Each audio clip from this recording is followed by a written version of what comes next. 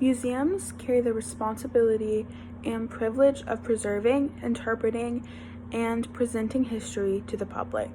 This task holds a lot of weight and should not be taken lightly, and I can assure you that it is not.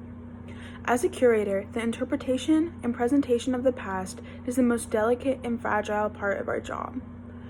As authors of history, we work tirelessly to present history from all perspectives in an attempt to display the full picture.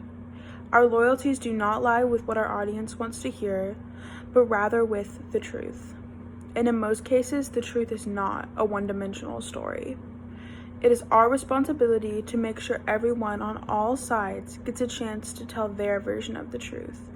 Our goal as an exhibit has never been to please visitors and tourists, but rather to educate them and allow them to think critically and discuss and debate with what they learn with their peers.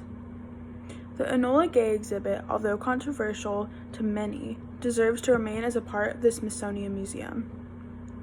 The Enola Gay was the American B-29 bomber that dropped the atomic bomb on Hiroshima, Japan on August 6, 1945. The feat marked a huge victory for the Allied forces. 5 days later, they dropped an atomic bomb on Nagasaki, forcing Japan to surrender and finally ending the war. For those fighting, this meant they could finally return home to their families, their jobs, and their normal lives. This great victory deserves to be commemorated. The Allied forces were triumphant, but at what cost?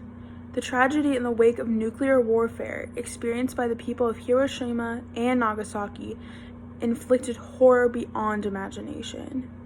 Their trials deserve to be known. The script written for the exhibit was created to show multiple perspectives and implications of the Enola Gay. The content of the text was corroborated by the presence of primary documents and artifacts relating to the Enola Gay, such as photographs, paintings, maps, charts, documents, and videos divided into 5 sections. The script was developed in order to offer a breadth of information and perspectives, and cater to people with different interests concerning the Enola Gay. The first section describes the state of the war in 1945. Following that, the second section provides information concerning the planning of the bomb being dropped. The third section provides context of the aircraft by describing the B-29's role in the war, and by providing details specifically on the Enola Gay aircraft.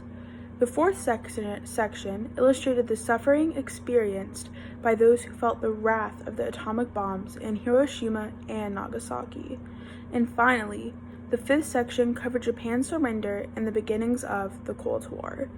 Although aspects of the exhibit might make visitors feel uncomfortable, the truth cannot be manipulated in order to spare feelings.